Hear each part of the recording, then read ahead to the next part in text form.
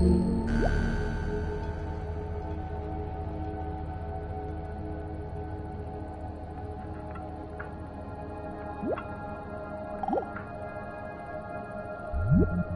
have this hostility to the external world because of the superstition, the myth, the absolutely unfounded theory that you yourself exist only inside your skin. Now, I want to propose another idea altogether. Billions of years ago, you were a big bang.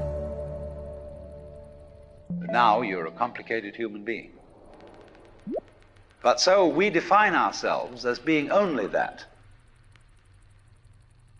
If you think that you are only inside your skin, you define yourself as one very complicated little curlicue, way out on the edge of that explosion, way out in space and way out in time.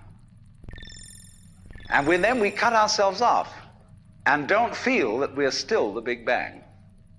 But you are. Depends how you define yourself. You are actually, if this is the way things started, if there was a Big Bang in the beginning, you're not something that is a result of the Big Bang. You're not something that is a sort of puppet on the end of the process. You are still the process. You are the Big Bang, the original force of the universe coming on as whoever you are. See, when I meet you, I see not just what you define yourself as, Mr. So-and-so, Miss So-and-so, Mrs. So-and-so. I see every one of you as the primordial energy of the universe coming on at me in this particular way. I know I'm that too.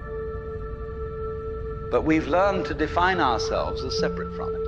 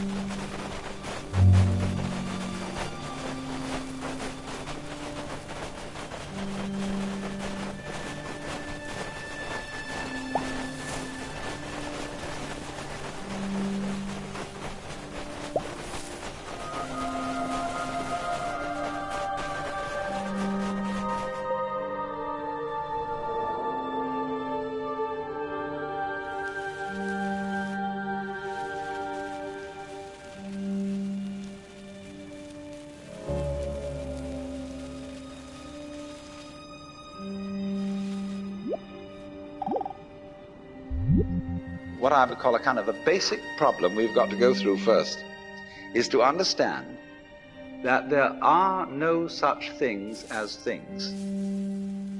That is to say, separate things. That is only a way of talking. If you can understand this, you're going to have no further problems. I once asked a group of high school children, what do you mean by a thing? And first of all, they gave me all sorts of synonyms. They said it's an object, which is simply another word for a thing. It doesn't tell you anything about what you mean by a thing. And finally, a very smart girl who was in the group said a thing is a noun. And she was quite right. A noun isn't a part of nature, it's a part of speech. There are no nouns in the physical world. There are no separate things in the physical world either. See, the physical world is wiggly. The clouds, mountains, trees, people are all wiggly. And only when human beings get working at things, they build buildings in straight lines and try and make out that the world isn't really wiggly. But here are we sitting in this room all built on straight lines, but each one of us is as wiggly as all get out.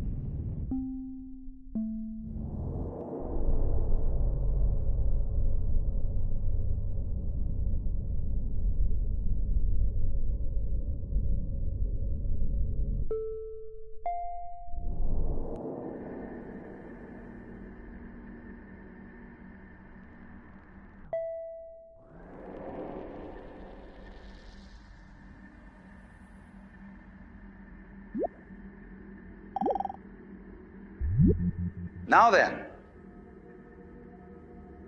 when you want to get control of something that wiggles, it's pretty difficult, isn't it? You try and pick up a fish in your hands, and the fish is wiggly and it slips out. What do you do to get hold of the fish? You use a net. And so the net is the basic thing we have for getting hold of the wiggly world. A net is something regular. And I can number the holes in a net. So many holes up, so many holes across. And if I can number these holes, I can count exactly where each wiggle is in terms of a hole in that net. But in order to do that, I've got to break up the wiggle into bits. And I've got to call this a specific bit, and this the next bit of the wiggle, and this the next bit, and this the next bit of the wiggle. And so these bits are things which I mark out in order to talk about the wiggle, in order to measure it, and therefore in order to control it. But in nature, in fact, in the physical world, the wiggle isn't bitted. So the world doesn't come thing. You and I are all as much continuous with the physical universe as a wave is continuous with the ocean. The ocean waves, and the universe peoples. And as the wave, I wave at you and say, you. The world is waving at me with you and saying, hi, I'm here. But the way we feel and sense our existence, being based on a myth that we are made, that we are parts, that we are things, our consciousness has been influenced so that each one of us does not feel that. We feel we have been hypnotized, literally hypnotized, by social convention into feeling and sensing that we exist only inside our skins, that we are not the original bang, but just something out on the end of it. And therefore we are scared stiff. Because my wave is going to disappear, and I'm going to die, and that would be awful.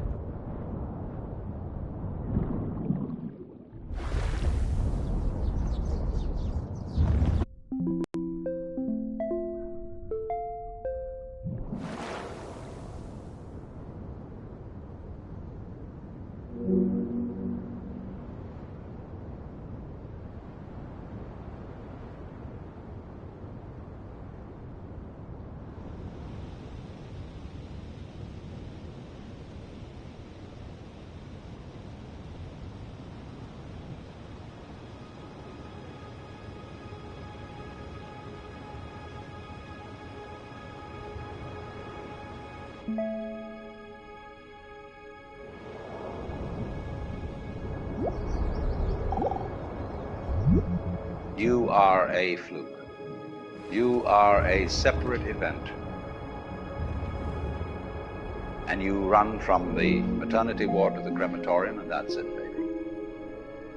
Now, why does anybody think that way? There's no reason to, because it isn't even scientific. It's just a myth. And it's invented by people who wanted to feel a certain way. They want to play a certain game. Camus said there is only really one serious philosophical question, which is whether or not to commit suicide. Should you or not commit suicide? This is a good question. Why go on? And you only go on if the game is worth the candle. Now, the universe has been going on for an incredible long time. And so really, a satisfactory theory of the universe has to be one that's worth betting on. That's seems to me, absolutely elementary common sense. If you make a theory of the universe which isn't worth betting on, why bother? Just commit suicide. But if you want to go on playing the game, you've got to have an optimal theory for playing the game.